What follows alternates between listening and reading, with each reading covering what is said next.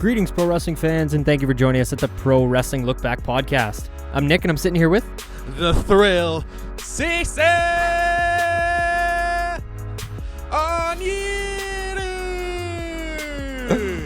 Oh, that was fantastic. Full New Japan commentary added and all. That was great. It's good to have you back, Will. It's good to be back. It's been a while. I don't know if it was 37, 36, but thanks for checking out the Pro Wrestling Look Back podcast, because this is episode 45. We're back. We're here. Will is here. The Thrill, Cecil O'Neill, is here. Like I said, little New Japan intro. I like that, and it's cool. If you guys don't follow us already on Instagram and Twitter, check us out at PWLookback on both of those. If you want to get yourself a t-shirt, sticker, water bottle? No, there's no water bottle. Maybe. Not yet. I keep teasing a backpack, but I've never really made it yet. Just get all the things. Just put them all there? Yeah, just get stickers and just put them over basic brands that you can just pick up from Walmart or whatever. Oh, I'm going to bring some stickers to SummerSlam and just paste them everywhere. But yeah, that's teespring.com/Pro Wrestling Look Back podcast. If you want to send us an email, prowrestlinglookback@gmail.com is where you can do that. Wherever you're listening to us, give us a subscribe. We'd appreciate that. Head over to iTunes. We'd really appreciate this. Hit the 5 stars. Like, comment, share, subscribe. YouTube, subscribe. We'd appreciate all that stuff. And I think that's pretty much it. If you want, follow me on Twitter at Salsa, SCELSA. At Lateral G, LATERELG. There you go. You remembered it too. I think it's because you use the Twitter and not the Instagram. Yeah. Yeah. I mean, everything's the same for me. Yeah, it's all, yeah. If you want it as well, follow Donovan at JustDon44, and Younger is at ZJVY93. We should be having both of them back next week for a nice OG roundtable, which will be cool. Looking forward to that. But this week, like I said, episode 45 of the roundtable, we got Will sitting in with myself. Nick, I got to stop doing that. I keep referring to myself in the third person, and I've gone back and listened to a few of the episodes. I'm like, why are you doing that? You sound like, what are you doing? Why are you referring? Yes, we get it, Nick. We know. Yeah, I got to stop. I got to stop that. But I don't know. What's up, man? How you been? I've been doing pretty good. How about you? Good. You know, I've been busy, bro. I think since the last time I saw you, I've been to, 3 different races at Mossport, downtown, Montreal. Have I seen you since I went to Montreal for the Grand Prix? I don't know. I don't think so, no. There you go. So 3 races, IMSA at Mossport, the Indy of Toronto. Went to Montreal with some buddies. Actually, I went to the same guys, Nico and Dan, from karting. We went to the Indy as well in Montreal. I told some stories on the show. I don't know. Go back and check them out. We had some fun, crazy experiences getting into Montreal. So I don't know. Go back and check those out if you haven't either, anybody listening. But yeah, busy, man. I went to New York City with my mother. First time trip there. It was quite the city. It made me feel like Toronto is a little drop in the fucking pebble when it comes to big cities, because that place is massive.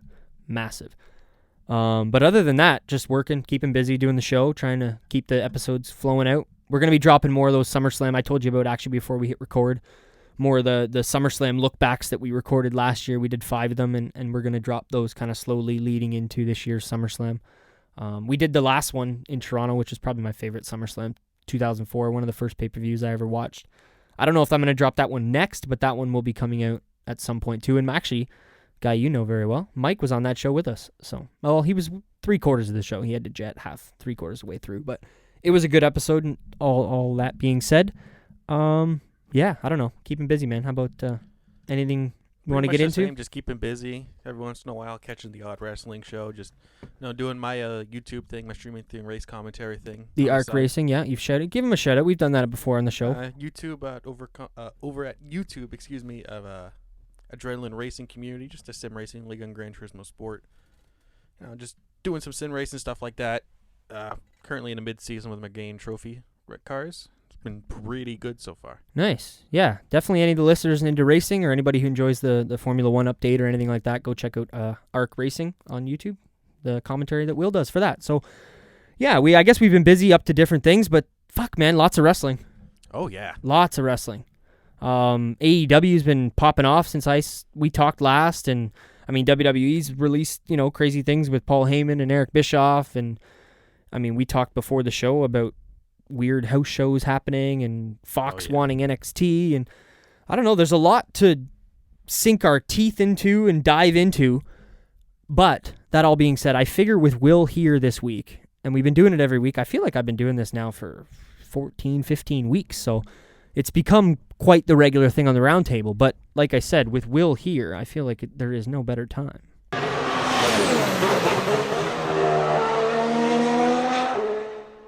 Yes, I know, Will. The hybrid engine, I like it. At least the hybrid engine right now, it's not bad. When it first came out in 2014, it was bad. Oh, it's funny you say that because I went back and watched, I don't know what race from 2014, but I was on the F1 TV app and I was watching some old races and I put on a race from 2014. I think it was Australia, actually. It was the first race of the season.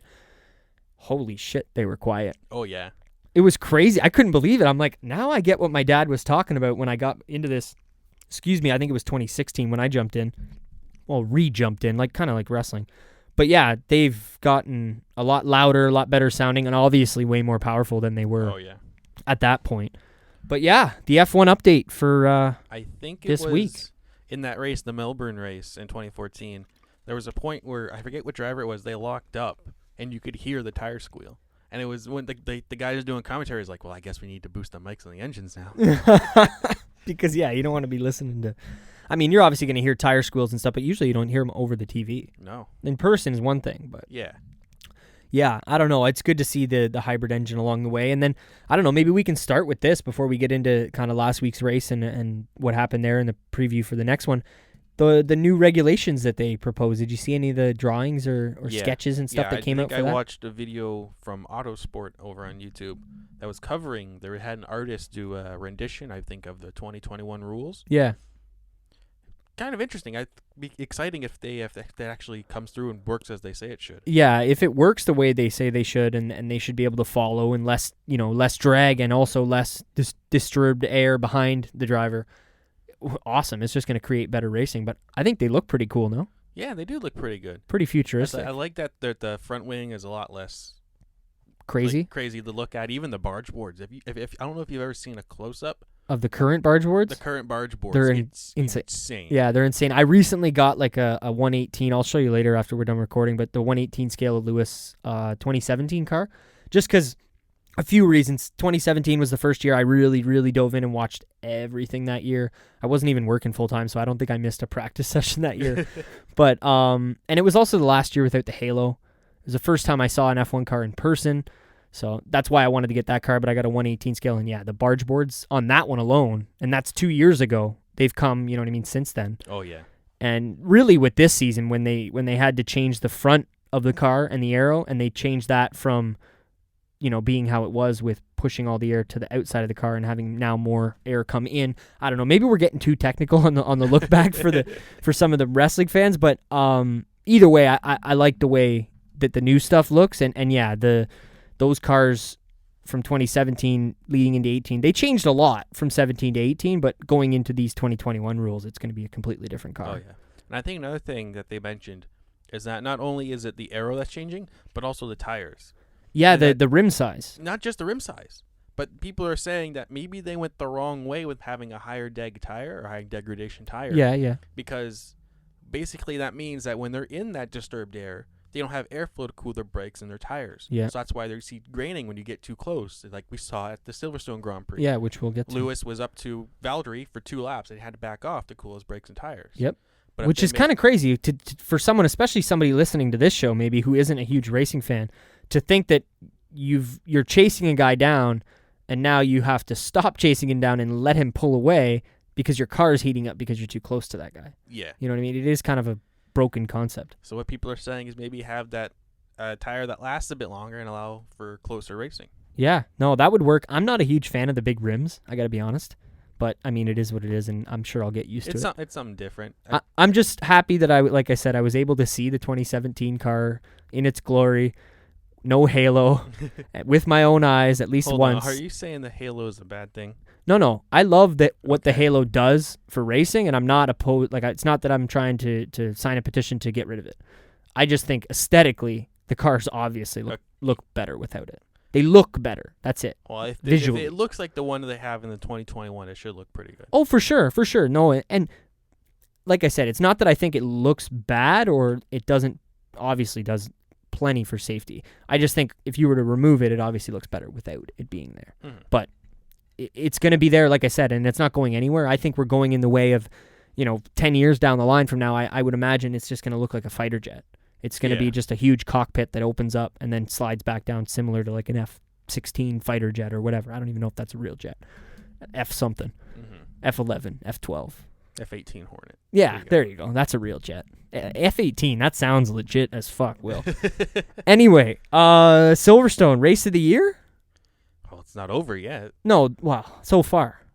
Yeah, that's what I keep hearing, and I kind of missed it because I was at the Indy, like I said, with a couple of the guys from karting. So I know you didn't watch, lap for lap on this one either, but I saw it was weird. I guess I could tell a little bit of the story. So I snuck into to the paddock area at the IndyCar race, and I was obviously hanging out by Hinchcliffe, the hometown boy, Toronto, hanging out by his garage, kind of waiting to see, when the car was going to come out and when he was going to come out, hopefully take some pictures. But this was like right when the F1 race was starting. I looked down at my phone and it was 9:12. I'm like, shit, the race has been on for 2 minutes. So I pulled it up. I have like the Bell TV app or whatever. Said fuck it on the data that day. We don't have the unlimited data up here in Canada for any of our American listeners. Because thank you. Well, we have a big up spike in American listeners lately. We do now, but it's a bullshit deal. Yeah. Oh, we do have unlimited, but I'm not crazy gonna say money. The company name because they don't pay us. But, okay, yeah. But there's one company out here that does it now, but it's kind of bullshit how they do it.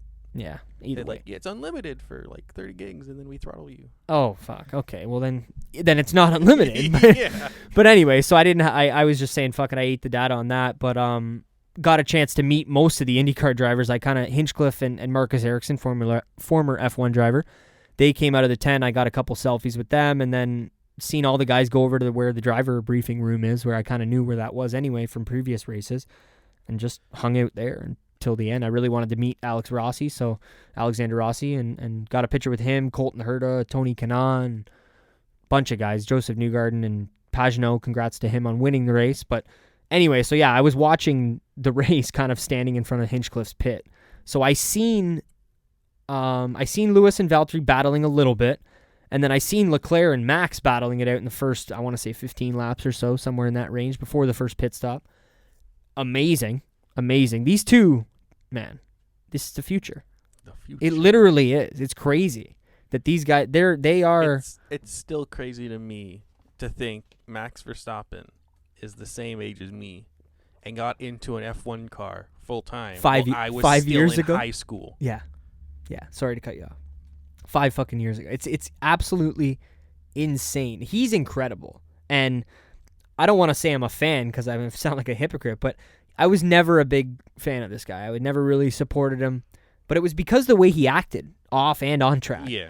This year, man, I don't know if he went and seen a shaman over the fucking winter. He stepped it up, way more professional. But he's so much more mature. I don't know if it took Ricardo leaving and him having to be, he's not the number one guy. Yeah, like whether he was or he wasn't before. Now you are. You know what I mean? Mm-hmm. Gasly, we can maybe talk about later. I don't know, but I talked about him last week. I'm pretty sure there was an image somewhere. I don't know if it was a picture that Gasly took or someone photoshopped it. Basically, just him living in a dumpster.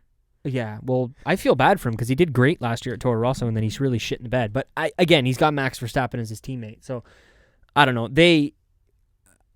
I don't know. I want to see. I don't even know where I was going with my point about Max Verstappen, but anyway, he's an incredible driver, and like you said, I can't believe that. You talked about him being there, 4 or 5 years ago. You were in high school. I can't believe that he was in a go-kart, and then he was in a Formula 3 car, and then he was in an F1 car. Yep. He drove one race car in between karting and F1. That blows my fucking mind more than any one of his stats. But anyway, I have to admit, I've always kind of liked Max Verstappen because he always used to race for the CRG factory team, which was the same chassis I ran.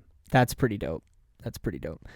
Did you see the clip of, well, obviously all the craziness that happened with them two in the Austria race with Max passing Leclerc on the second last lap? But did you see the clip of the karting interview? It was kind of the reverse scenario. And Max must have been 11, 12, and it was like, Max, what do you think? He's like, oh, well, it's racing. Or no, he ran me off track. It was literally the reverse scenario where Max was talking about how he ran me off track, and then Leclerc's like, oh, it's racing. I came in the inside, and it was the exact same but karting, I guess. Very cool. That's another crazy thing.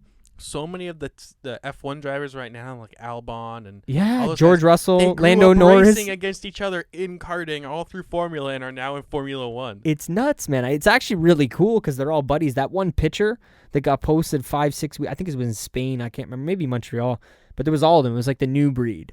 And it was kind of like all of them, like you just said, Albon, Russell, Leclerc, Verstappen, all of them. You know what I mean? So it was really cool. You hear it first. Hear it first, folks. You heard it here first. Heard it here first. Nick, the next F1 driver, going right from Arrive and Drive to Formula One. Hey, you never know. Maybe, hey, you might be the next Crofty if we get you up there on the Arc Racing. But I don't know. I'll find my niche. Somewhere. I wanted to talk quickly Leclerc and Max because, I mean, we are going long for the F1 update. But, I mean, you're here. So it's, like I said, we got to capitalize. I got somebody to talk to about F1 this week. Leclerc and Max fighting. The pit stop was incredible. The Red Bull broke the record for the fastest pit stop ever. And if you watch the side-by-side, like I seen an aerial view of the two of them, insane how quick it really was. And then for Max to get ahead of him, awesome. That was another thing I was able to see live on my phone. But going forward with the race, safety car for Giovinazzi. Well, Giovinazzi had a little bit of a spin there, and safety car came out, and I missed this on my phone, and then I turned it back on, and all of a sudden Lewis was in the lead, and there was a safety car, and Bottas was in second. I'm going, what happened here? Pitting, obviously, scenario, luck of the draw. Sorry, it felt horrible for Bottas. Felt horrible for my mom, who's a big Bottas fan, but Vettel runs into the back of Max Verstappen late in the race. Dude, the timing of me seeing this, I can't even put it into words. I turned on my phone because I was on and off. Like, I'd watch it for a bit and then I'd turn it off, watch, whatever. So I turned on my phone, and I'm not even kidding. Max had already made the pass. So Max was in front of Vettel. And then I'm looking, and they're going into whatever the last second last turn on the track. And then all of a sudden I see smoke, and Vettel goes right into the back of Max, and they're both sideways, and then Max does the little jump. And I'm sitting here like, oh, is this a replay? What the fuck is happening? Because it was happening like right as I turned it on. So it was crazy, obviously. Verstappen probably not too happy with this, kind of taking away his podium, gifting Leclerc the podium on that one. But Vettel coming to the car afterwards and shaking his hand and apologizing immediately after the race and, completely taking the blame on that one. Obviously, I mean, that's what you want to see out of the driver, not crashing, but apologizing and doing the right thing. But it's a lot of spins and woes for Vettel, man. I don't know if this guy's going to be in Formula One next year. Some people made the comparison to Michael Schumacher. Yeah, not because of the spins. I think it's more than just that. It was a comparison of Michael Schumacher. I don't mean the comparison, sorry. I mean him not being in F1. Michael had the same kind of thing where he got into incidents on track, and he said publicly in interviews that it was never his fault. And it was only until it happened 4 or 5 more times that he realized that he was the problem. Yeah. So, you're saying maybe Vettel's starting to realize I'm the problem here. Maybe it could be the point, like he's past his 4 world championships with Red Bull. Yeah. Got a Ferrari team that's trying to fight but not quite, and maybe it's just not there for him. It's not clicking anymore. I mean, because I think he has lost touch a little bit with the sport and maybe some of the rules and the way it is. But at the same time, if he was in Lewis's shoes right now and winning championships, he wouldn't be saying any of this stuff. So yeah. I don't know. It is what it is. If he does go, I want to see Ricciardo at Ferrari. That is something that needs to happen. And then, if he goes, I don't know, kick Gasly out and bring Vettel back to Red Bull. I don't care. Like, that would be dope. Put Gasly back in Toro Rosso, kick Kvyat out, and have Gasly and Albon fight it out for the seat. I'd like to see Lando Norris on Mercedes. Oh, that would be incredible. But I'm too big of an Ocon fan to have anybody in there that isn't Bottas or Ocon. At right now, at least. And I need to see Ocon in. If he's Lando not driving, killing it. Oh, trust me, bro. Lando Norris, for anybody who doesn't know, is one fucking incredible driver. And he's the future too. He's in the same conversation as all these guys we've been talking about, because I don't know if I included him earlier, because he definitely is. Excuse me. Very close to winning a Formula 2 championship last year against George Russell. I'm not taking anything away from Lando. I'm a big Ocon guy, and I can't see McLaren letting go of Lando anytime soon, especially to go to Mercedes, of all places, until maybe 2021, but who knows at that point. I guess all in all, like I said, tough one for Bottas. Double retirement for Haas after all the fucking woes with Rich Energy on Twitter and all that. I don't even know what to get into, but basically this team's title sponsor said that they're no longer the title sponsor because they can't compete with Red Bull and because they're another energy drink company. After 6 months of being... You can't make a race-winning car after 6 months. It's the stupidest fucking thing I've ever seen, honestly, maybe in my life, because how can you... it's a multi-million-dollar company. Like, how can you expect... Is it even a multi-million-dollar company? Rich that Energy? makes energy drinks that no one has ever actually seen on store shelves. Well, they're and in the- everyone that has tried one says it tastes exactly like Red Bull. Yeah, and they're in the UK only. But I just mean in this, like if you're if you have enough money to put your logo on an F1 car, you have money. That's all I'm People have getting put at. logos on their F1 car without actually having money before, while saying they had money. But where's the money going to Haas? Don't they have to pay Haas for that logo? Still, the money doesn't exist. But that's called fraud. Yeah, fair enough. But I don't know. Either way, you're right. What I'm getting to is just Rich Energy being fucking idiots and their stupid comments towards Haas. These guys are trying to do the best they can and doing decent. I mean, the race pace is very low right now, but I don't know. Either way, I felt super bad for them in getting a double retirement because I wanted to see them get on the fucking podium. In my personal opinion, I think an actual investigation needs to be done on Rich Energy. Yeah. Because there have been a lot of companies in the past that have done fraudulent things, especially if you look back to like the 90s and early 2000s Formula One teams. Just people just saying, we got money, here's it is to develop this car. And then when payments come due, they don't come in. And then teams fold and people lose jobs.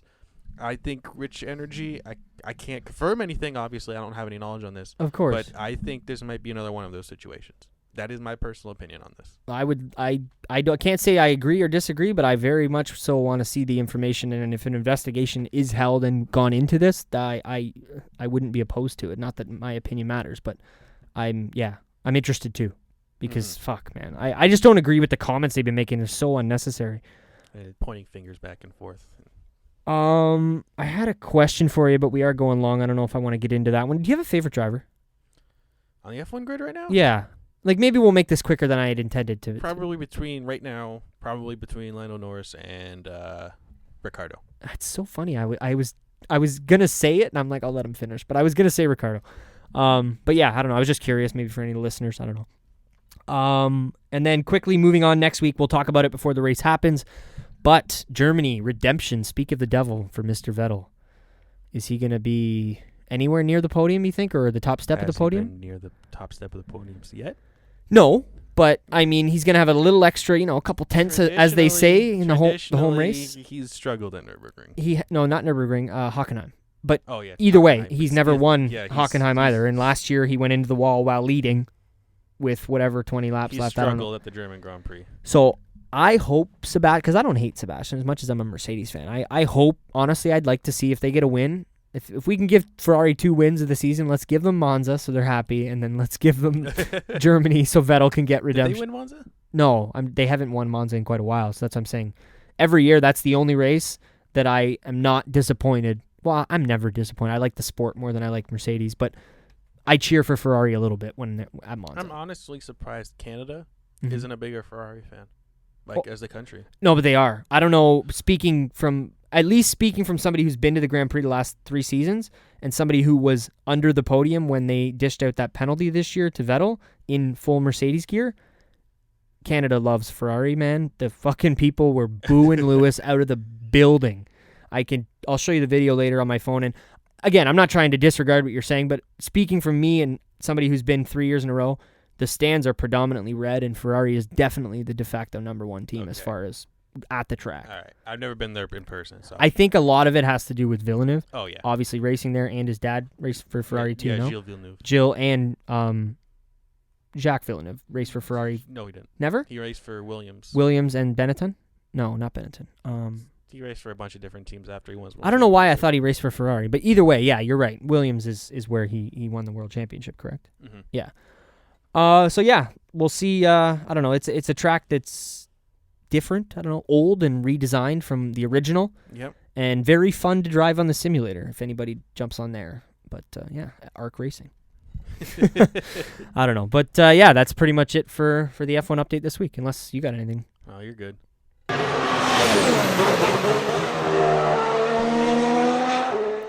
Alrighty there, Will.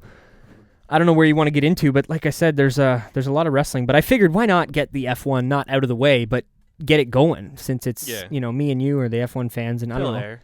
Yeah, it's 24 minutes in, but we'll be okay. And I hope everyone enjoyed that. Like I said, if let me know. I'm always curious about comments and concerns about the show. If you guys are liking certain segments or you want more of stuff or less of stuff, longer, shorter, send me a DM either at Salsa or at PWLookBack, and I'd be happy. Send him those DMs. He wants all the DMs. It's just easy. It's just easier than email. Send them my way, and we can obviously. He's single, ladies. Coordinate that. That I am, but that's not what I meant. Anyway, so how about we get into some independent before we dive down the WWE road? All right. Because I'm curious.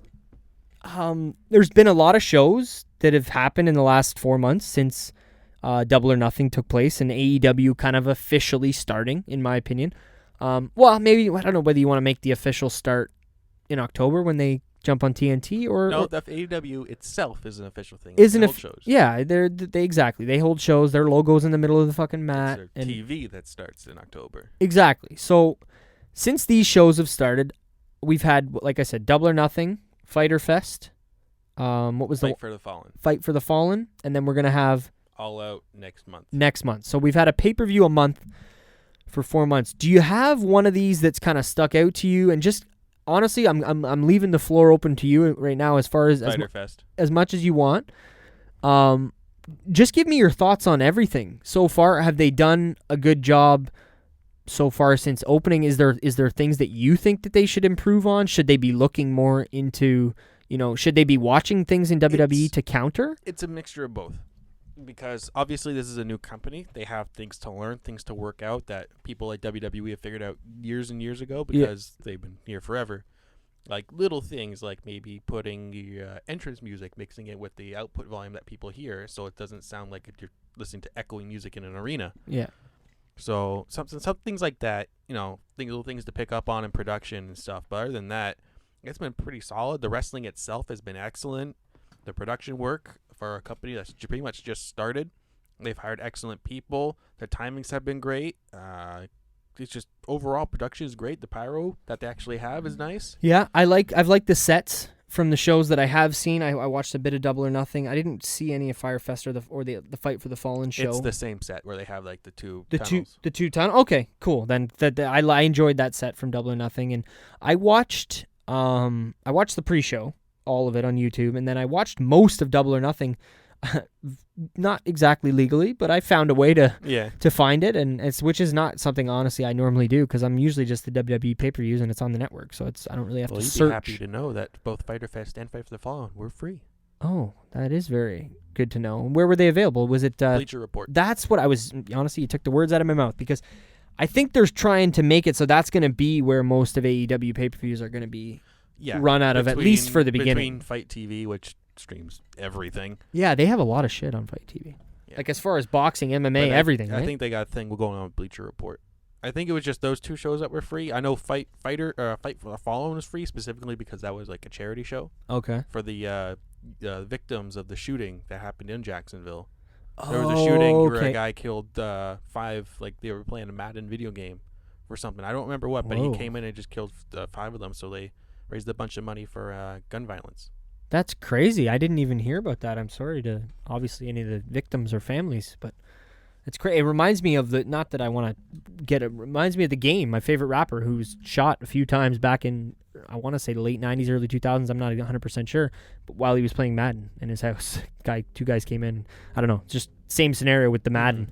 But yeah, so I haven't been able, like I said, to watch all these shows, but I think they've done a really good job in the sense of building good wrestlers and good characters. I like that they're introducing guys like MJF, but they're also keeping guys like Chris Jericho prominent and everything he's done with the masks and the showing up and the asking for the thank you stuff. It was incredible. When he has been doing that, I don't know, that stuff has been some of my favorite. My favorite part, honestly, is seeing all the talent I actually haven't seen before. Like seeing guys like Darby Allin, who I've never seen wrestle, MJF, who I've never seen wrestle, all the other guys like Peter Avalon, they got doing the librarian thing. Yep. All those guys I actually haven't seen wrestle because they don't usually wrestle in Ring of Honor or New Japan, not the WWE major, but still kind of major promotions. For sure. I haven't seen them wrestle. And watching them wrestle and how they mix with these developed stars like Cody Rhodes and the Young Bucks, is awesome to me. Like right now, Darby Allin has got to be one of my favorites in that entire company. That match he had with Cody Rhodes at Fyter Fest is a standout. It is. Now, I didn't know who Darby Allin was until you just made that comment. So is this the gentleman, because I made some comments about this last week on the show, is this the gentleman who took the bump off the top rope on his back to the edge of the apron? The coffin drop to the apron. Yeah. Yes. I wasn't a fan, I got to be honest. It looked nasty. It just, I kind of looked at it, and all I wrote, I sent it to the guys in the group in our little PW LookBack Instagram thing, and I just said, for what? Like, why? It's like, his character. But why? It's his character. It's just like...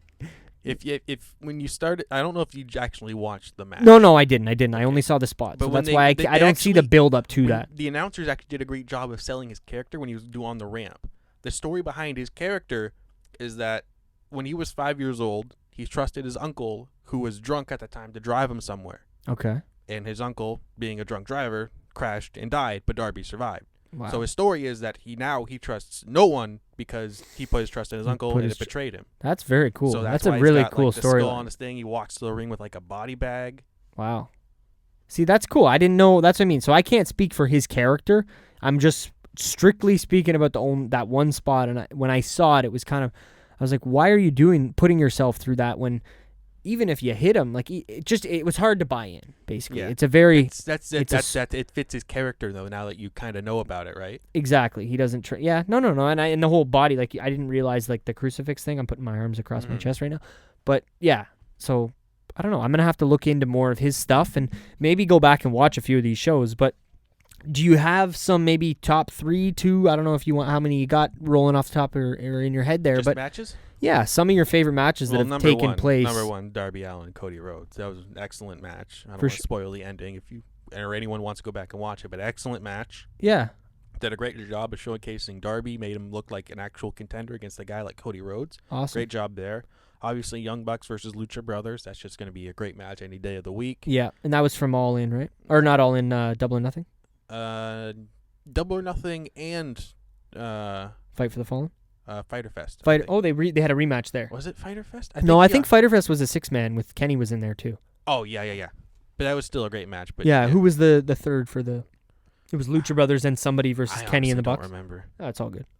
But and then the one more match, it was actually Kenny versus Shima from Fight for the Fallen. Okay. That was a really good match. Yeah, that one I didn't even hear much about, so I might have to go back and take at least some highlights or YouTube clips or something. But I don't know. Yeah, I don't know where we should kind of gear this conversation as far as AEW and everything goes, but I figured it'd be cool to get your perspective of kind of how they're doing so far and maybe a little bit of going forward. Like, what are you thinking for October and the TV deal and the show? And like, it is confirmed Wednesday nights? As far as, I don't think they've confirmed the exact date. But I don't even mean the date of. Do we know if it's going to be on a Wednesdays? I don't think they've said anything yet. But I think they're still leading up to it. But as for starting a TV show, they're starting to plant seeds for actual storylines going forward. Like they got Shawn Spears and Cody I'm a big fan of. it out. They got MJF. I got Shawn Spears. They got Sammy Guevara and I forget his name. I'm not sure, but I was going to ask. Brandon Cutler. Oh, okay, yeah, I know him. He was in WWE at one point, no? Was he? Maybe I'm thinking of a different guy, Cutler, some other Cutler. But Ty Dillinger, did he turn heel? Right now, yes. Okay, so what happened? Was it at Fyter Fest? Fight for the Fallen. Fight for the Fallen. He came out and he had a heel turn? Like, what was... It was after the match with Cody and Darby. Okay. He comes to the ring. Cody's kind of like, he's tired from the matches. And, no music or anything. Yeah. Shawn Spears comes in the ring, has a chair, unprotected chair shot to the head. Just straight chair shot to Cody. Cody. Okay. He caught him with the edge of like when you're sitting in a chair, there's the outer edge of the chair. Yep. And then the steel chairs that's kind of reinforced and solid. Yeah, the top part there where your shoulders would go-ish. No, the where you sit, like the outer edge. Oh, okay, yeah. He caught him with that, and it cut him open, gave him 10 stitches. Oh, shit. So that obviously wasn't... And he's blonde like Ric Flair, so it looks way worse. Yeah. That match with him and Dustin was incredible, too. Very old school. And that just, like, skyrocketed this up to the roof. So now Shawn Spears is a heel. They had a little interview with JR because, of course, they got JR. They're going to do an interview. Yeah. But basically he says he turned heel because Cody called him a good hand. Sean Spears, when he was Ty Dillinger and OVW and stuff, he trained Cody Rhodes to become a wrestler, right? He actually showed him the ropes in the ring. That's incredible. So, and he said that at one point this was like one of the top fives and like top 5 guys where if you had to tell him something like, I needed this help or I need to talk to you, I need some life advice, he was one of those guys. Who, Sean or Cody? Ty would go to Cody. Okay, like, he's one of those guys that he would trust with anything. And then all of a sudden he turns around and like, oh, he's a good hand. So Ty's pissed. So it's kind of a heel turn. I see what you're saying, but it isn't. At the same time, he's kind of justified in being so angry. Maybe he just should have went about it a different way in how he approached attacking or confronting Cody Rhodes. Huh. That's cool, though, because I heard vaguely about it, and obviously I'm a big Ty Dillinger fan, or I was. Sean Spears. I don't know. I liked Sean Spears back in 2005, 6, 7, and then I liked Ty Dillinger when I jumped back into wrestling, but I haven't followed him as much since he left WWE, and that's just because I don't follow as much wrestling. He hasn't done much outside WWE. Not televised. He's done a lot of indie shows. Has he? Because I thought he had a no complete cause in his contract that expired the day before Double or Nothing. Well, maybe he was just advertising, because I seen a lot of wrestling posters. Yeah, I seen a lot of him posting a lot of those on Instagram, like as far as like the day he left WWE at that point. But maybe that was just him posting the bookings saying, I'm going to be wrestling here in X amount of months. Yeah, probably. Not necessarily saying I'm going to be there Saturday. Yeah, because it's Ty Dillinger, freshly released guy. Of course, that's going to want to draw ticket sales for exactly. So it's going to be like they're going to announce that in advance. As advanced as possible to buy some or sell some tickets. So yeah, that makes sense. I do have another thing to say about AEW. Yeah, man. We can take this as long as you want. I just don't have a lot of topics in my head that I can. I got some friends that, like when I go home, I play games with my friends on the computer.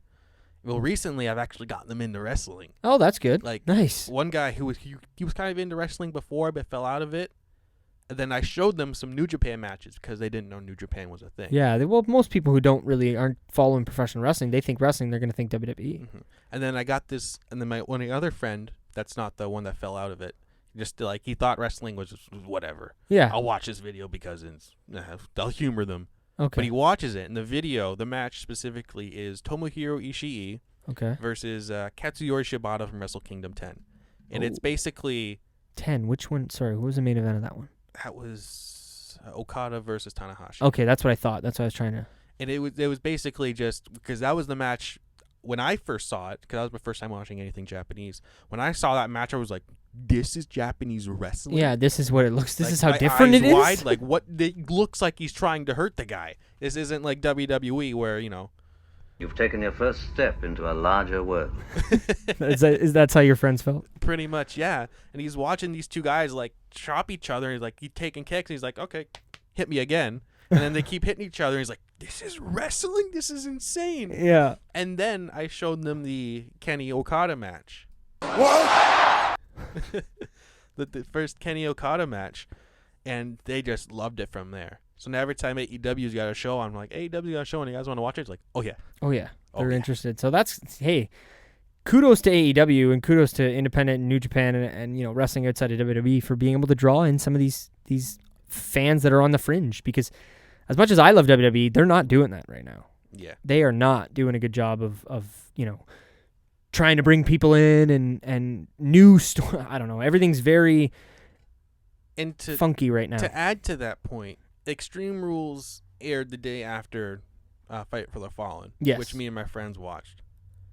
And as someone who is a fan of just wrestling in general, I didn't know if I was confident in actually showing my friends a WWE product because I know it's not exactly the best thing or best representation of wrestling. You figured, okay, I got him. I don't want to lose him. So maybe I shouldn't show him this. This is the biggest company in wrestling, and this is the product they're pushing. Is this what I really want to show people if I want to show them wrestling? And that's something I don't know if WWE has actually thought of. Is that... Does that have to do with the rating? The PG era? Like, how much of that is a factor, do you think, in the showing I think other a tiny people? bit. Like, if it was like on a bar of 100%, it'd be like a 5% factor. Okay, so it's not really... It's having that of being able, having that shock value of, I'm going to kick your ass, Having that when everyone else would say that, right? If this dude comes out and says, I'm going to go meet your wife at your house like Samoa Joe did to AJ Styles, you're going to go and say, I'm going to kick your ass. I'm not going to say I'm going to come down there and beat you up. Yeah, exactly. Beat up John Cena. Like having that a little bit of 14A, a little bit having that just that tiny bit of edge. It helps it for helps. sure. But like, what do we think then if it's only 5%? I'm not trying to grill you here either. I'm trying to Grill pick away. the pieces apart. So what are the pieces? Like, what is it that they're doing so different from WWE? And don't get me wrong, it's not like I think WWE is perfect, but what is it they're doing that's so much better if only 5% of it is what they're allowed to do?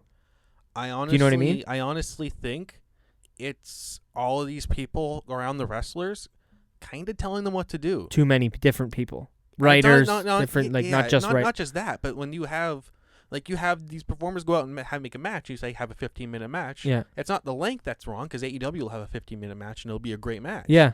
It's when they go out and then you have...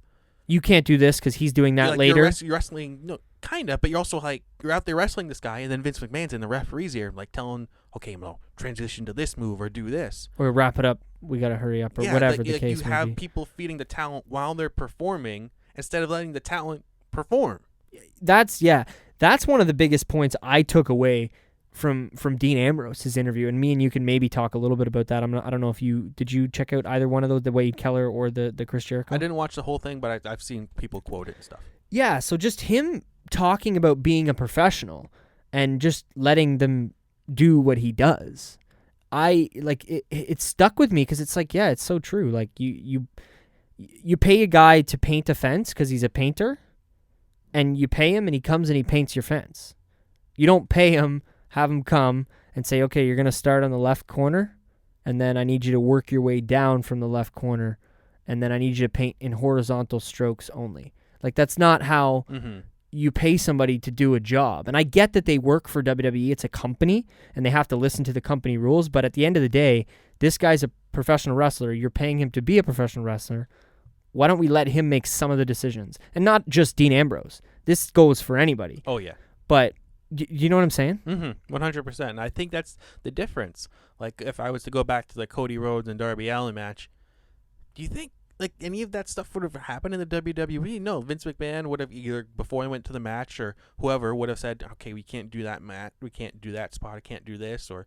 And it's not even the spots that you're talking about specifically. It's the freedom to be able to have that naturally come. Be able to, some of it partially just called on the fly. Exactly, that's what come naturally as a professional. These guys know how to they have Shawn Michaels and Bret Hart didn't rehearse the fucking. When they always talk about how Jason Jordan right now is they help, or who was Finn Fitley at one point? He was helping producer. People, producing matches. Yeah. I get it's a scripted show. I still think producing matches. I still think having a producer on the match is fine because that's something they've done for. As long as it is someone just there providing their input, or maybe this would be better, maybe this would be better. Exactly. Then okay. Providing the outsider's perspective. But if they're going every show okay, we start with this, you start with this transition, and then we go into this move, they start to get a little bit momentum, but then you cut them off. If you start scripting the whole thing, it's just getting a little too. I know what you mean. Too controlled. Not enough freedom. Too controlled, or too the word is escaping me, but kind of muddled down. Yep. Whereas if you watch, AEW or New Japan, and it doesn't look like that. No, and don't get me wrong, we're not there is a middle ground because we're not advocating for WCW either. Yeah. I don't want Seth Rollins to be booking the fucking show. Mm-hmm. You know what I mean? There is a middle ground. And I think we can maybe transition to a bit of the Fox stuff. I like where Fox is going with maybe wanting to make this feel more like a sport. Mm-hmm. You know what I mean? And don't get me wrong, I've said it on previous shows. I love the storylines. I don't know if I'd be watching wrestling if it was only matches. I love wrestling matches. I do. I genuinely do. But the stories and the promo videos, they really get me. Man, I saw a promo video last week for Tony Nese and Drew Gulak. And this promo video made it seem like that match had potential to be match of the fucking summer, let alone the year. Are fantastic. You know what I mean? And it was a Twitter thing, and it was 2 minutes long, and I was just like, holy fuck! You could show this to somebody if it's somebody that can buy into professional wrestling. You can show them this promo, and they're gonna be like, okay, when the fuck is that match happening? I want to see that. Go back in time to another great promo. It's like CM Punk versus Chris Jericho. Oh my god, yeah. Any CM Punk promo really, but like him versus Chris Jericho, he actually brings up the family and pours the alcohol on him. Oh like, yeah, that's that was how you drop hype for a match. Like for someone who hasn't watched your weekly product, goes into this pay-per-view wondering, well, okay, why are they fighting? You have this perfect 2 or 3 minute video saying why they're fighting, why it's important, and that's great for the viewer. And the promos are fantastic. I do agree with you there. Yeah, but you know what I mean. So I think it's got I love the story aspect of it, but I think, like I said, maybe transitioning into a bit of the Fox stuff and more kind of how they're going to be different. I think this Heyman Bischoff stuff, which I want to get your opinion, because I think this 3 weeks in a row now I've had a different guest on the roundtable every week, and we've talked about it with all of them. So what do you think? Why maybe are they calling Heyman and Bischoff in? And, I mean, we know now that they're going to be controlling more creative than on air, whereas 2 weeks ago when Shane was on the show, we were speculating how much of this is going to be, the general manager, quote unquote, and how much of this is going to be the executive, what are they called? Executive director of Raw. Yeah. Executive director of SmackDown. But kind of your thoughts, I don't know. Just on them too, and why, and maybe, I don't know, just your thoughts. To go back to your previous point about the storylines and having them, I do agree with you there, but I also have to say that you can have storylines about wins and losses. Oh my God, yeah. That's where the melding of the storylines and the sport become professional wrestling. That's what New Japan does. They do. They do, but not as deep. They don't have the weekly television. They don't usually do the personal thing. No, like they don't. It's like Chris Jericho and CM Punk. They do like this long-last storyline where it's Okada wants his 12 consecutive title reigns to beat Tanahashi's 11 consecutive More reigns. of a sports feeling storyline. So don't get me wrong, they do it too. It's just, I think WWE has the perfect opportunity to capitalize on both of those things, similar to like what AEW is going to do, because I wouldn't be surprised if we get some kind of weekly top 10 power list rankings of the AEW wrestlers and number one contenders, working their way up the ladder.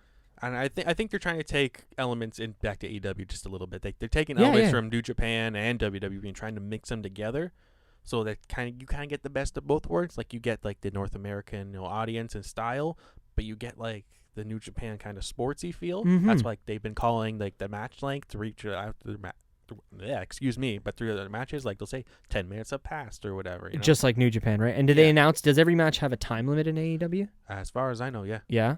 Well, that makes sense, and it goes to lately. I don't know how much of Raw and SmackDown you've seen, but with they've really been holding back on the commercials during matches, and they've been finding ways to do 2 out of 3 falls for no reason, and we're gonna have a reset when somebody gets eliminated in an elimination match, and then they go to commercial. So they're not at commercial when the matches are happening. I mean, they still go, but nowhere near as often as what they were doing before. Yeah. And it was funny because me and Donovan were talking last week. We're going, did they listen to our show? Because I feel like this is a lot of the same shit we're always complaining about. And then now it's all getting changed, but obviously not. But, hey, you never know. It could be a writer out there that listens to the Look Back. That would be great. Yeah, hey, what's up, man? But, yeah, I don't know. It's good little transition talk. Back to the Eric Bischoff and Paul Heyman. I think something needed to be done at this point. Like, as much as WWE is a global product, as we mentioned before, they're not going to go anywhere, even if they lose however much money. They got the deals with Fox for however much billion. They're not going to go anywhere anytime soon.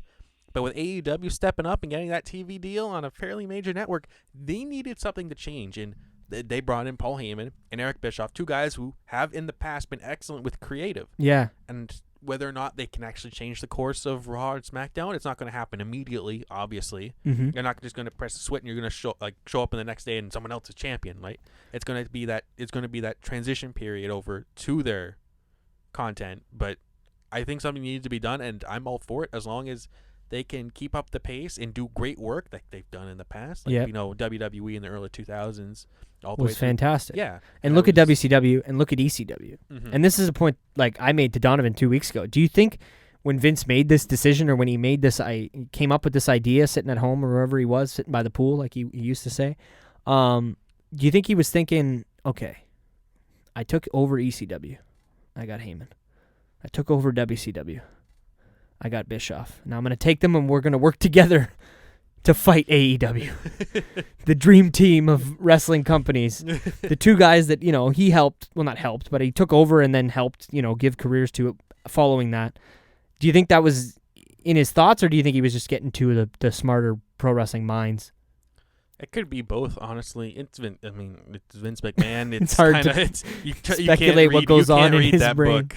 Yeah, this is true. This is very true. It's like a book written in wingdings, pretty much. But yeah, I mean, if you have the talent there and you're not using it, then what's the point? Mm-hmm. Yeah, I don't know. But back to the other topic you said about NXT, because that was... Yeah. We'll go back to that. It's like I said, this is the round table for a reason. We jump.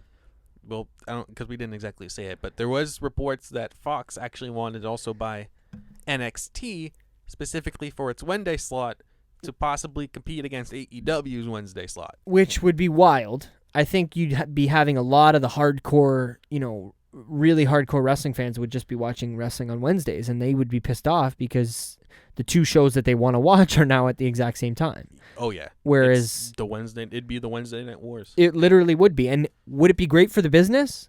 Fuck yeah. Yeah. Yeah. I wouldn't be opposed to that happening at all. Do I think it's really going to happen? We'll see. I mean, AEW hasn't been set in stone as to exactly what day. They could still say Thursday. This is true. And is speculation. Obviously, we don't know how true this is, but this is something we think Fox is suggesting, not Vince, or not WWE. Fox. It's Fox, because they want to have something to compete with TNT. It's in the pro wrestling. 100% Fox. Is TNT a major network like Fox? They're pretty big. They're not like Fox, NBC levels of they're not network, but they're not there? global conglomerate levels of like money, but they're pretty big. Okay. Like they're like a nationwide TV thing. Okay, so it is. It's because I was gonna say it's been a while since a show like SmackDown has been on a major network, and I know cable, whatever, it's not cable like it used to be, but a major network, because we've had SmackDown on Sci-Fi and CW and all these other, you know what I mean? There's been a lot of different small. Where are they now? USA? I think they've been on USA. I think so. Or is that Raw? What's Raw on? They're on USA, but that's what I was gonna say. I think SmackDown jumped over to USA about 2 years ago or so, roughly. I don't know. But October, is that when WWE has the switch too? Is it around the same time? I don't know if it's October. I don't know about the WWE. I know AEW wants to start in October. It's October. I feel like WWE's switch to Fox is October, November-ish timing. So that time, when that comes up in a couple months, that's really going to be exciting to see, obviously, what's going to happen with the companies wrestling on the same nights, and AEW starting a television show that we can obviously cover on this and watch every week with, a TV wrestling product, a North American TV wrestling product every week, and see how different it is from WWE, because these guys have not done live TV that's before. That's the thing I'm now actually kind of thinking about. WWE hasn't had any competition really at their level. Like even when TNA got its TV deal, TNA liked to say they were competition, but they really weren't. No, and even though they were on Monday, they weren't really competing with WWE. Interesting that WWE is doing all these things, like airing the Evolve show, what they don't normally wear at the same time as AEW show. Now that NXT was strange. Going to Wednesday nights. Shout out to the Drew Gulak and Matt Riddle match. I didn't watch that whole show, but I watched that match, and it was fantastic. WWE is trying on purpose to compete with AEW? Do you think they're trying to walk up to AEW and says, okay, you say you're not competition with us, but we want to be competition with you? Do you think it's kind of like a thing where they're trying to walk up to AEW and its fans saying, okay, that's what they're offering, but look what we have? I think they're covering their bases, and I think some people within the company have that mentality that you just said, but as a whole, do I think... Truly, honestly, do I think Vince and Stephanie McMahon, who knows about Triple H, but do I think Vince and Stephanie McMahon truly look at these guys like straight up competition? No. I don't think they think. Like I said, I think there's people within that company that are telling them, hey, turn your head. Turn your head. Look over here. Look, whatever's happening over there, it matters. So get focused on the future, because... But then the question is, are the people that are saying that the ones that actually make the decisions? Hopefully. Hopefully some, but I can't see Vince McMahon sitting down. I mean, obviously he thinks it's some kind of competition, but not serious competition. Mm-hmm. But then again, did he ever think WCW would fucking blow him out of the water for 83 weeks or 82 or whatever. I think it's 83 because they got a podcast called 83 Weeks, don't they? Something like that. I don't know. They beat him 83 weeks in a row, right? So Yeah. Did you ever think that was going to happen? Did he think that was going to happen? Probably not, especially when it was little company that it was, you know what I mean? Bought out by a major, Yeah. Ted Turner, or purchase, however that went down, you know what I mean? But yeah, I like I said, either way, October, November, that time with the new shows happening, we'll definitely have you obviously back here and doing all kinds of stuff, but it's going to be exciting. I wanted to get, before we get out of here, because, I mean, we are going pretty good, and this has been a fun episode with you, Will, but just a light, maybe, because I don't know when you'll be on next, but just a light preview for SummerSlam of just the top 4 championship women's and men's matches. Brock Lesnar versus Seth Rollins. We're getting a rematch for the Universal title. Seth Rollins won a Battle Royal, I guess you want to call it. I think it was a random Battle Royal on Raw this week to give himself another opportunity to fight for that. Which is weird that you would have to have the Battle Royal. Wouldn't he have his championship clause? Well, technically no, because when was it? It was remember when the McMahons came out and they said it's all about you guys now, and they got rid of the general managers, and they were. Do you remember that night? Yeah. Technically, ever since then, they've gotten rid of rematches clauses. They do this thing where if you lose your title, then you get a shot at another bigger title, like when Samoa Joe lost his U.S. title and then became the number 1 contender for the WWE title. That's a separate conversation in itself. But yeah, so no, technically, no, there is no rematch clause. I'm not very excited for this, A, because I'm going to be in the building, and B, because I've seen Seth Rollins and Brock Lesnar, and I don't need to see, I know a lot of people are talking, he needs to beat Brock Lesnar clean. He had to low blow him at WrestleMania to get the belt, and, if he beats him clean, then Seth Rollins has really gotten his win, and Brock Lesnar's really lost, but I've seen this. I would, Donovan, I'm sure, wishes he could speak for this on the show tonight, but I know me and him both said we would have rather seen Brock cash in on Kofi. It would have just been more interesting, more different, and then the rematch there would have been awesome. We've never seen that, right? So I just think that the direction they went isn't my favorite, but maybe they just really want to tell this story with Seth Rollins and really, really make Seth Rollins that guy. I have to give them props for trying to do this long-term booking thing. Yeah. It's not something they normally do, so I got to give props where it's due. That's what I mean. I don't want to sound. Good job for trying to step out of your comfort zone of your 3 to 6 week storyline. For sure.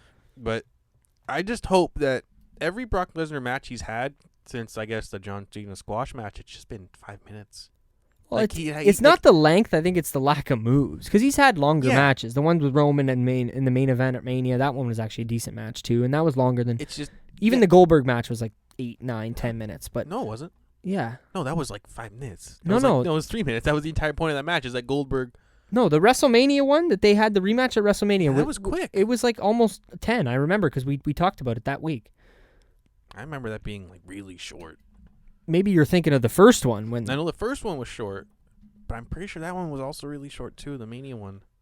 It was short in relativity to a regular match on the card, but for Brock Lesnar and Goldberg, I wouldn't have said it was short, because everyone at that time when that match, that was a great match. When that match happened, I mean, as far as I remember, there was nothing but positive to say about that match and the length of it being perfect. But I don't want to get off topic. I mean, we can look it up if we want. But Brock Lesnar matches, they just kind of felt all the same. Like when he's that like I can agree Balor with. It's the Suplex City shit. It's like, this is a guy who you used to do 60-minute Iron Man matches against Kurt Angle. Yeah, and those would be wrestle, not just throw Germans. Like, he can actually wrestle. He has that background, but it's just the same thing over and over again, and it's actually starting to piss me off that this guy is in a pro wrestling ring with WWE, is their big champion, and I get why. He's a draw, and anyone who says totally, he's not is wrong. But it's the fact that he goes, okay, I'm the champion, I'm just going to have a 5-minute match and be done with it. It actually starts to piss me off. Like, at least take some pride in the craft that you're putting out there in the ring. Do you think, I'm not speaking from a WWE point of view, do you think Brock Lesnar, the man, wants this from his character? Like, he thinks he's doing the right thing for the character, the Beast Incarnate Brock Lesnar that's on television? Do you know what I mean? Like, is that what he's trying to portray, that he doesn't care about having a good match? He's here to fucking throw people around and pin them. Probably. Do you know what I mean? From a character perspective. Yeah. So, I guess it's justifiable. But then why not? But I totally understand your frustration. But then my point, the counter to that would be, why not script a match that someone is beating Brock Lesnar at that game, or is outdoing him, or is countering him at a point where he then has to go that length? Maybe it's what we'll get at SummerSlam. And that maybe I'll be blown out of my seat by the 5-star classic between Brock and Seth in the main event. We'll see. Following up later, and maybe we'll talk more about it going in. In retrospect, it's either Seth wins, and it's honestly kind of more lackluster world championship reign from him. Yeah, unfortunately. Or Brock wins, and it's a year until Rumble or Mania or whatever, where they actually have a kind of storyline where someone beats him. And when that someone would be Roman Reigns on SmackDown Live, probably. That's what I'm thinking, because I'm assuming they want to push Roman to the point where by the time SmackDown starts up, he's kind of the number one babyface. I think at this point, I think they've actually taken a step back on Roman. I know they have, but I think the reason they have is because they don't want to get too ahead of themselves, because by the time that SmackDown Live is rolling around and Fox is the major show, whether the brand split's there or not, that's a conversation I feel like me and you should save for another time at this point. But you know what I mean? He's on that show kind of thing. I mean, has he actually been on SmackDown? Yeah, he was has. on SmackDown last week. No, he has been on SmackDown, but he's also been on Raw every week. He's missed one Raw since his arrival on SmackDown. So it's kind of just like, that really bugs me, like beyond all belief. But like I said, I could talk for a long time on that. So let's just maybe get through these kind of quick little things. We don't really have Kofi Kingston's opponent yet, but I'm thinking Randy Orton, man. I think that'd be wicked. He pinned Kofi Kingston this week on SmackDown. And I would love to see that. Not only, I'm a massive Randy Orton fan. He's been one of my favorite wrestlers the whole time I've ever watched wrestling. Just because when I got in, he was one of the top guys. And first show I ever watched, he won the world title. Second show. And B, I didn't watch it live, but the whole Randy Orton Kofi stuff that went on at Madison Square Garden in, I want to say, 2010, 2009. Yeah. So that would just be a nice way to, tie it all together. And then Randy Orton maybe will have a higher than 3.5-star match for the first time in a couple years. I mean, he's been doing kind of okay. He's kind of tweaked his character a bit. Like he for does. a while when he was doing stuff against Jeff Hardy with doing screwdrivers for years, it was great. Like, yes, give me sadistic Randy. Yep. I want to see this. Which, again, it was all fine. I'm not taking anything away from that. I just feel like he doesn't really have that.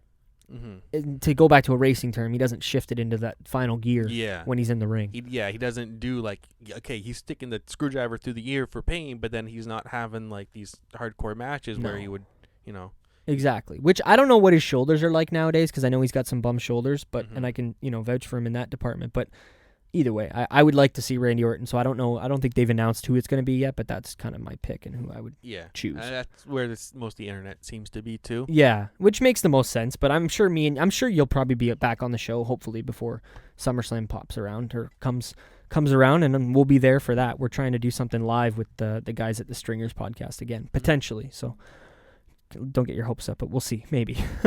Becky versus Natalya. Natalya, hometown girl, getting the shot. I can't complain. She's Canadian, and I'm happy for her, but I would have liked to see somebody different against Becky here, personally. It's the same thing with Seth Rollins. The title reign, she was great when she got punched in the face, and then now it's just kind of I can't agree with you. I can't agree with you there. Her peak was definitely the night after getting punched in the face. I think she only started to go down leading into, what was it, Money in the Bank when she lost against Bayley? I think that was... Charlotte, because then Bayley cashed it. Oh yeah, you're right, because it was so she lost to Charlotte, and then Bayley came in with the briefcase. Leading into that pay-per-view, I could feel it, but then once she lost, I just think for how long they built up Becky 2 belts, for her to have the 2 belts for 3, maybe 4 weeks, it wasn't enough. And frankly, I don't think we need 2 women's titles right now. In my opinion, they didn't need to do the double championship thing. No, that was all. Place. No, totally. But I mean, after they had got to that point, and that was, trust me, they didn't need to add Charlotte ever. It should have been Ronda Becky from day one. But again, another conversation in itself. So I don't know. But in my opinion, that kind of sucked. But she still at least had that, she was still Becky, Yeah. But now after she's been doing stuff with Seth, like I get they're in a relationship. Oh, this storyline's brutal. It's just at this point, I don't care anymore. I get you were awesome keyword being were. Like, at this point, you're no better to me than anyone else on the women's roster. Like, just put the belt on Asuka and let her be badass again. Like, yeah, I don't because I'm a big Becky fan. I don't fully agree with that. I definitely acknowledge that she's not where she was leading into WrestleMania, or where she was after WrestleMania, for that being said. But I hope they have a good match, but I would have rather, honestly, like, maybe it's been done too much, but I wanted to see Alexa win that Fatal 4-Way because I would have liked to see Alexa and Becky go at it again. But Natalya in Canada, Younger had a great suggestion for me. I think he was going to mention it this week on the show anyway, and he couldn't make it, which is all fine. But he's thinking maybe Natalya retirement match here. I don't think so, but if there's a time to do it, it would be a good time. And then, bro, she would be the trainer of trainers in NXT. If she would, like, I get we're in Canada, and that kind of sucks that with a lot of pro wrestling or just sports in general. If you're in Canada, it's like all of Canada is your hometown. Yeah. It's not like if you're from New Jersey, but you're in LA, it's like, oh, he's from the US. No, it's like she's from Alberta. She's from Calgary. Yeah. Not even, a far-ass drive, like a day and a bit. Like, if she should retire, it should be there, but then again, I'm a Canadian saying that, so, I mean. But they're never going to be having a SummerSlam at the Scotiabank Saddle Dome, unfortunately. It's just not something that marketably can be done. Mm-hmm. Maybe, I don't know, it's a good suggestion by Younger, I thought, and I don't know. We'll see. I mean, she has been in a while. She has her share of championships along the.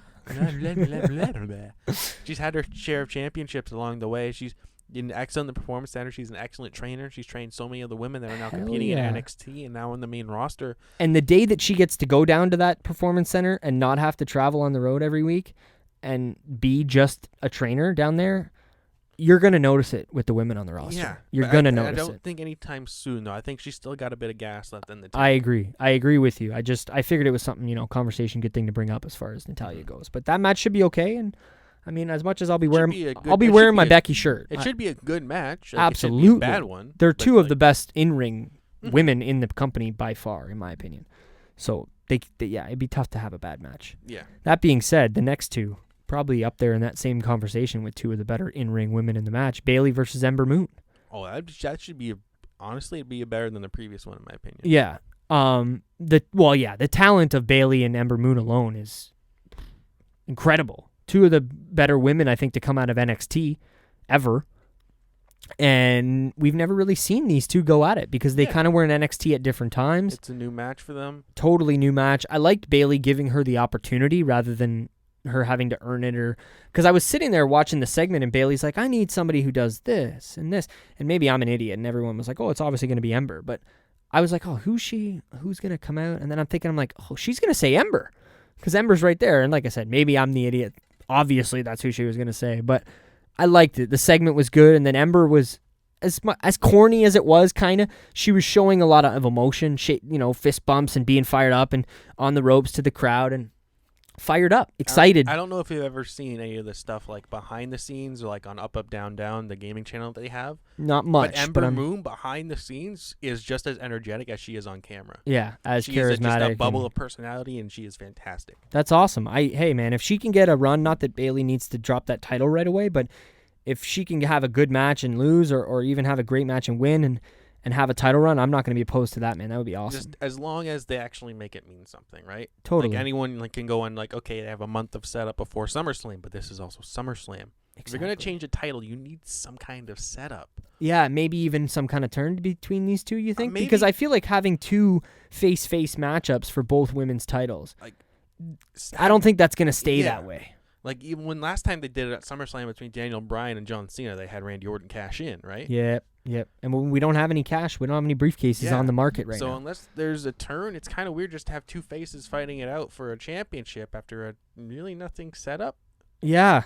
No, I'm just thinking now, looking down at my notes here and thinking, like, that's 4 baby faces. And there's no heels? How are you going to have 5 or 6 weeks of build with no heel tactics being played? Well, I thought there was like a couple punches thrown between Becky and Natalya. I thought maybe. Was there?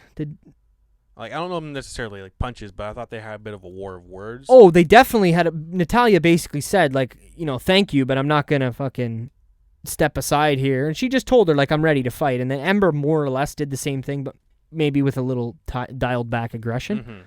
But if they were to do a heel turn in the Ember and Bayley match, I really can't. Like, if people were saying Bayley heel turn at some point, but the more I think about it, I can't see Bayley doing, doing like the Io Shirai does in NXT, where she turned on Candice and just came out all black, all new music. Oh, see, I've seen the turn, but I haven't seen her come out with new music and all that kind of stuff. That would be cool. She like the murdered out Io Shirai, and she looks badass. I can't see Bayley doing that. What about? It's boss time. Maybe? No? Maybe. I could see that, like the Sasha coming back. I could see it, but it would screwing Bayley over. Maybe. I don't know if she would screw over. Knowing WWE, it'd probably be one of those things where they finish the match and then she comes out the next day on Raw. And I don't want this to happen, and we'll wrap her up soon. But do you think there's any way that she comes and whines and bitches and somehow gets a match against Ember Moon and then takes the spot away from Ember? I mean, we got a month to go. I could see it happening. That's what I'm thinking. There's a lot of time to go. That inserts a heel. But then the question is, do they turn into a triple threat? Because I wouldn't mind a triple threat between all of them. I know you don't like them, but that match wouldn't be that bad, that triple threat. That wouldn't be bad. The three of them are fucking incredible in the ring. Maybe that's an idea. Maybe that's an idea there, Will. I like what you're thinking. But I think that's pretty much it. We covered a lot this week, man, and I definitely want to have you back because me and you get into some pretty cool conversations. We go deep. Yeah, we go deep in the pro wrestling and in the F1. I hope everybody enjoyed the F1 update at the beginning of the show. I think it was the first 25 minutes, but like I said, a couple F1 fans, we're going to end up talking a little bit longer than the typical F1 segment with me kind of giving Donovan the gist of, the F1 stuff. But like I said, appreciate checking the show. This is the Roundtable, episode 45. If you don't already, hit us up on Instagram, Twitter, at PWLookBack. Give us a follow. Hit subscribe over on iTunes, Spotify, Podbean, YouTube, pretty much anywhere else you're listening to the show, because I've checked the stats, and we've had a lot of new listeners from all over the world, which is pretty sweet. So wherever you are in the world, thank you for checking out the show. We appreciate that. If you made it this far into the show and you're listening to us now and you haven't hit next to your next podcast, I appreciate that too, because you're sticking with us all the way to the end. Teespring.com/Pro Wrestling Look Back Podcast is where you can get a t-shirt, sticker, maybe like we talked about, water bottle coming, backpack coming in the future. Who knows? Maybe. Does the water bottle come with water in it though? That I can't guarantee. But get at me for that. Teespring.com/Pro Wrestling Look Back Podcast. That's pretty much it. Pro Wrestling Look Back Podcast @gmail.com if you want to send us any emails. But like I said earlier in the show, Will, send me the DMs. Let me know what you think of the show, topics for roundtables. They're always open. Yeah, suggestions for Look Back shows. And do me a favor, DM Donovan. Ask him what the next championship Look Back show is, because I'm really curious. If you don't already, follow me on Twitter @Salsa, SCELSA. @Lateral G, LATERELG. @Donovan. No, @JustDon44. @ZJVY93. I'm Nick. I'm Will. Stay classy.